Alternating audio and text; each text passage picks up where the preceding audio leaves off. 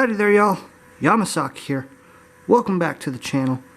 And today we are going to be starting part 6 of the Lauson hit and miss engine restoration.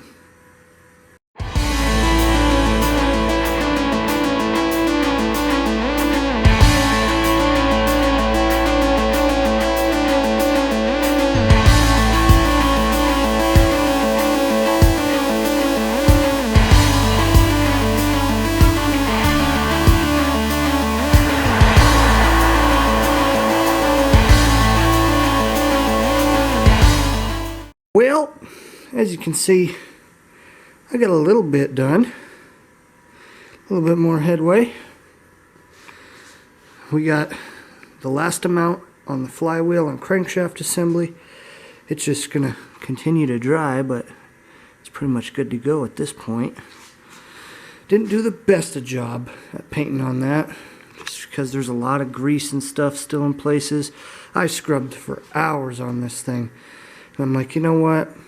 It's 100 years old. It's going to be dirty. It's not going to be perfect. So I think it turned out pretty good. But as you can see, I got the block completely disassembled. There's the stand over there with the tank. We'll get into that in a little bit. Got the hardware sitting over there. So we got to get that in the evaporust, degrease it, do the usual. Do the same thing to this. Now, I have evaporusted the inside of here, even though it doesn't look like it. I think it made a dent, and then I also evaporusted inside here. Also didn't make much of a dent, but I'm sure it did something. I went ahead and I washed both of those basins out with xylene to get any remaining stuff out of there. I oiled the cylinder just to keep it looking nice. But yeah, so we're going to have to clean this, get the grease off, get it primed, get it painted, and all that. Now, unfortunately, there have been a couple events that are going to hold us back, that I just need to work around and get onto. So I'll go ahead and show you those real quick, and then we'll get started on all this stuff. Yeah. So, as you can see, we got the exhaust valve out. Me and Dad pressed it out of there.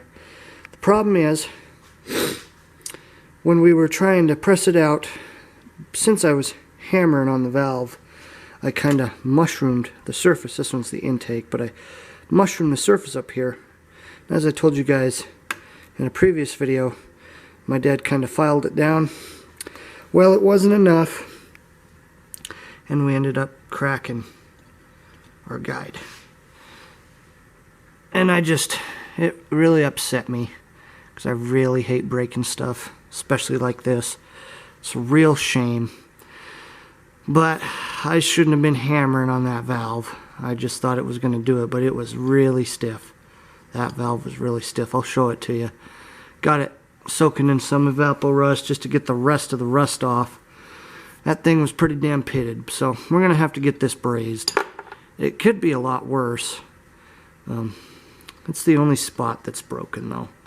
You can also see I got the exhaust off. It just kind of, fell off. So still don't know if I'm going to try and take this off or just leave it as is. I'd really like to put a big old piece of iron pipe as its exhaust, but we're just going to have to find out through time if that's going to happen. Alright, so before we get the mounting hardware settled in here, I'm going to show you guys that valve. Look at that. It's still going to work just fine. It did not get the seat, but you can see all the pitting right underneath the seat and on the neck there. That's crazy. That's crazy. And you see right there, I've been sanding on a little bit trying to get it down to size, but it's going to take a minute. It's definitely going to take a minute. So that's the exhaust valve. Still usable, but it's been a pain in the ass. Alright, so I got all the mounting hardware that mounts the block to the skids. As you can see, really big, long, square bolts, square nuts, some miscellaneous washers and lock washers. We're just going to set all those in there. I'm getting it all over my hands, but oh well. Set those puppies in there and let that stuff do its thing. Alrighty, well, you all know what time it is for now. We gotta take this thing and we gotta get it all cleaned up. So that's what we're gonna do. Well, I'm still not done cleaning it up. I still got a long way to go. But in my haste, while I was cleaning it, I discovered something I wish I hadn't.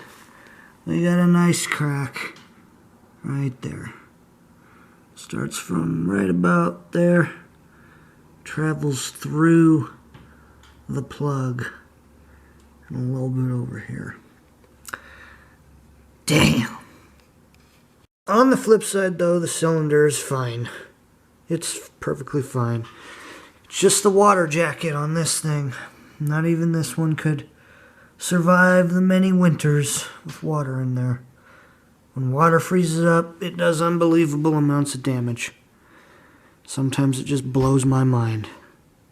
So yep, we got this one. And now we got that one. We gotta get those fixed up. We got everything unfroze. Now we gotta fix the broken crap. So being that we can't really do anything with the block or the head until we get them repaired, I'm guessing we can just move on to the gas tank now. That's one of the last pieces aside from the framework over there. I don't know if you guys can hear this,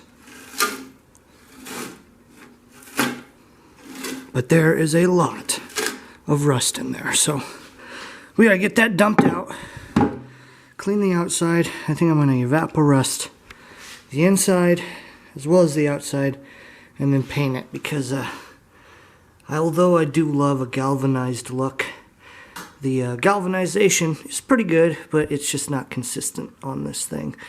Another thing I need to look into is if there is a check valve ball in there. I'm not sure if there is or not. I doubt there is, and that is a pretty important piece for running your hit and miss engine. And then there is your little drain valve, or your drain plug, which is pretty neat. So let's go ahead and do that. Just gonna dump all that crap into here. Alright, so here goes nothing. Let's see the damage. Let's see how much rust is in here. Oh man. Oh man.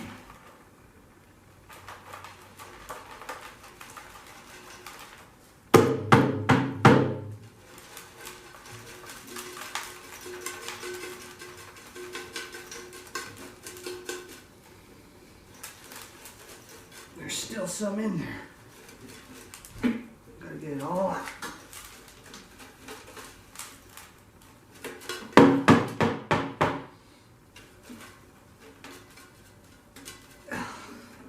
That's about it. Well, that is a lot of rust. Holy crap. Anyway, 10 million pounds of rust later, I got this thing cleaned up. Scrubbed it as best I could. I got evaporust in there now. I had to patch a couple of pinholes, but as you can see, it's still leaking. It's had a couple of repairs previously in its life. And there's a pretty good amount of rust in the bottom of that thing, so I'm going to just let the evaporust do its thing, clear up anything in there that needs to be cleared up, and then I'm going to have to address these leaks. But they're leaking fairly slowly, so it's not terrible. We can get that fixed up. And then we gotta tackle the line, get that plug out, paint it. It'll be good. It'll be good to go. Really want to know how many hours this thing can run on just one tank of gas, because this is a big tank. Spans the entire length of this engine, so it's a pretty hefty son of a gun. And I cleaned up the gas cap as well.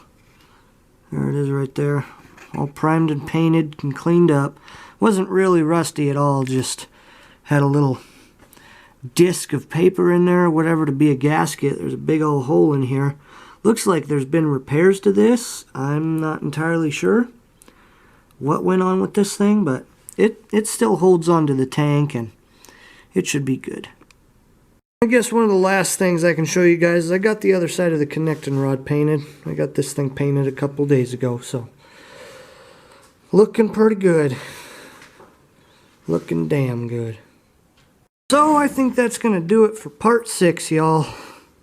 Not much else I can do till I get those repairs done on the block and on the head. Which, good news is, me and my dad were able to file that exhaust valve down enough that it fits in its hole. So now we just got to fix the little chip that's on there, get the block sealed up, and I'll be on my way in no time with this thing. Until then, we got to be working on other parts, the tank. Need to get some wood for the skids over there, get the irons all finished up and everything. It'll be good. It'll be good. We'll get through this. So, hope you guys enjoyed this video. If you did, don't forget to like, subscribe, and comment for more content. And Yamasaki out. We'll see y'all later.